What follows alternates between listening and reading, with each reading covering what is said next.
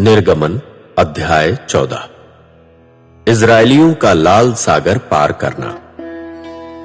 प्रभु मूसा से बोला, तू इजराइलियों को बता कि वे पीछे लौटकर मिगदोल नगर और समुद्र के मध्य में स्थित पीहा हीरोत नगर के सम्मुख बाल सफोन के सामने पड़ाव डालें।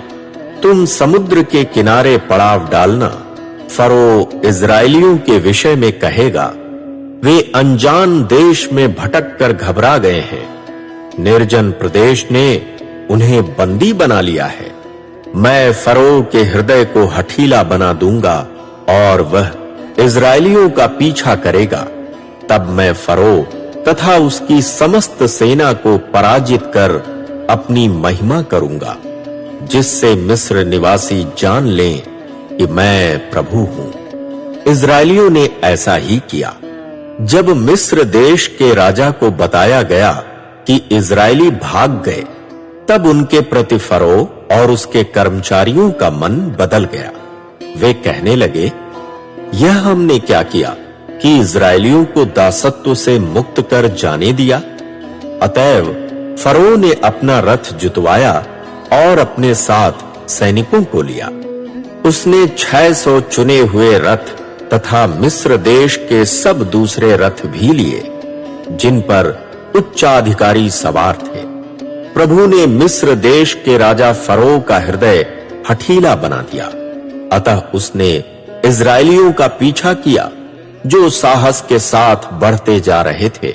समस्त मिस्र निवासियों ने फरो के सब घोड़ों, रथों, घुड़सवारों और उसकी संपूर्ण सेना ने उनका पीछा किया और बालसफोन के सम्मुख पीहा हीरोत के पास, जहां इजरायली समुद्र तट पर पड़ाव डाले हुए थे, जा पहुंचे।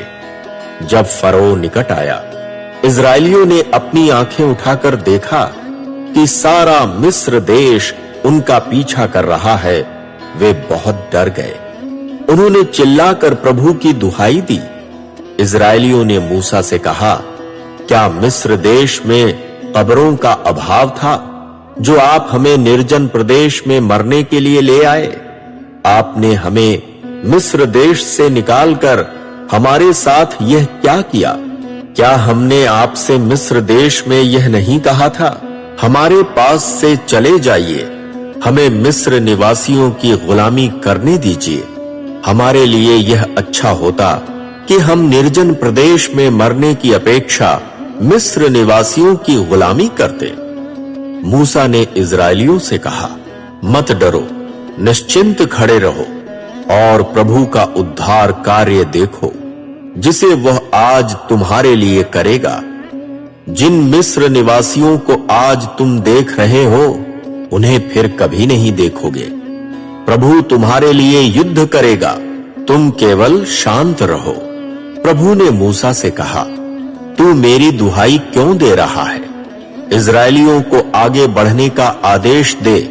अपनी लाठी उठा, अपना हाथ समुद्र की ओर फैला और उसे 2 भागों में विभाजित कर, जिससे इजराइली समुद्र के मध्य सूखी भूमि पर जा सकें।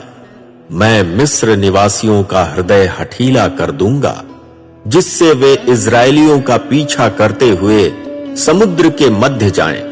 तब मैं फरो, उसकी समस्त सेना, उसके रथों और घुड़सवारों को पराजित कर अपनी महिमा करूंगा।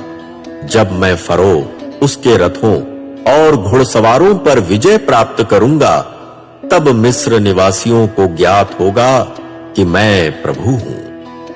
तत्पश्चात इजराइलियों के सम्मुख आगे आगे चलने वाला परमेश्वर का दूत हटकर उनकी सेना के पीछे चला गया। मेघ स्तंभ भी उनके सम्मुख से हटकर उनके पीछे खड़ा हो गया। यों वह इजराइलियों और मिस्र की सेनाओं के मध्य में आ गया। वहां मेघ था और अंधकार भी था। रात व्यतीत हुई, परंतु दोनों सेनाएं रात में एक दूसरे के निकट नहीं आ सकी। मूसा ने समुद्र की ओर अपना हाथ फैलाया। प्रभु ने रात भर पूर्वी वायु बहाकर समुद्र को पीछे धकेल दिया प्रभु ने समुद्र को सूखी भूमि बना दिया। समुद्र का जल 2 भागों में विभाजित हो गया। इजरायली समुद्र के मध्य सूखी भूमि पर चल कर गए। जल उनकी दाहिनी ओर तथा बाईं ओर दीवार बनकर खड़ा था। मिस्र निवासियों ने उनका पीछा किया। फरो के रथ, घोड़े और घुड़सवार उनके पीछे पीछे समुद्र के मध्य में गए। रात्रि के अंतिम पहर में प्रभु ने अग्नि और मेघ के स्तंभ में से मिस्र सेना पर दृष्टिपात किया। प्रभु ने मिस्र की सेना को भयाकुल बना दिया। उसने उनके रथों के पहिए धंसा दिए, जिससे उनका चलना कठिन हो गया। मिस्र निवासी कहने लगे, आओ इजरायलियों के पास से भाग जाएं, क्योंकि प्रभु उनकी ओर से हमसे युद्ध कर रहा है। प्रभु ने मूसा से कहा, अपना हाथ समुद्र की ओर फैला, जिससे जल मिस्र निवासियों पर, उनके रथों और घुड़सवारों पर लौट आए। अतः मूसा ने समुद्र की ओर अपना हाथ फैलाया। सवेरा होते होते समुद्र अपने पहले के स्थान पर पुनः आ गया। जब मिस्र निवासी उसमें भाग रहे थे, तब प्रभु ने उन्हें समुद्र में बहा दिया। जल अपने स्थान को लौटा और रथ, घुड़सवार तथा फरो की समस्त सेना को, जिसने समुद्र के मध्य में इजरायलियों का पीछा किया था, डुबा दिया। उनमें से एक भी ना बचा, पर इजरायली समुद्र के मध्य सूखी भूमि पर चलकर पार हो गए। जल उनकी दाहिनी ओर तथा बाईं ओर दीवार बनकर खड़ा था। उस दिन प्रभु ने मिस्र निवासियों के हाथ से इजरायलियों की रक्षा की। इजरायलियों ने मिस्र निवासियों को समुद्र तट पर मृत पड़े हुए देखा।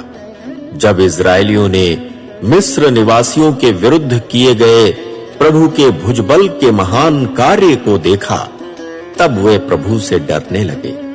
उन्होंने प्रभु और उसके सेवक मूसा पर विश्वास किया।